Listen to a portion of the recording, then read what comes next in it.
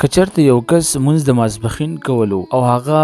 په زړه کې نیت د مونځ د ماسپښین راغی، خو هغه چې ودرېدلو او په خوله باندې نیت کولو په دغه ټیم کې هغه په خوله باندې په زبان باندې نیت د مازدیګر وکړلو، آیا دغه نیت او دغه مونځ صحیح کیږي او که نه صحیح کیږي؟ ګران کتونکو، کله چې یو کس مونځ دپاره اراده وکړي،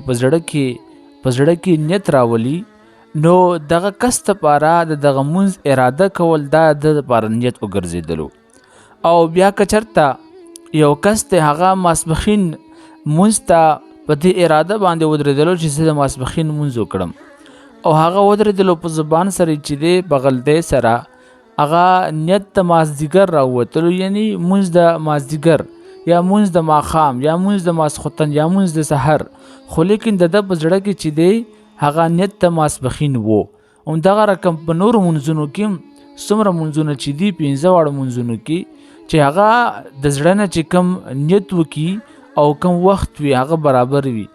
او دی په زبان باندې چې دی د بل مونځ نیت ووایي، نو په داسې صورت کې کتابونو لیکلی دي، بهار شریعت هم لیکلی دي، فتاوی علمگیری هم لیکلی دي چې داسې کس دغه مونځ صحیح کیږي، د دغه زبان نیت ته چې دی اعتبار نشته دی، په زړه کې چې کوم نیت و هغه صحیح دی، د دغه کس چې دی د دغه ماسپښین مونځ صحیح شو،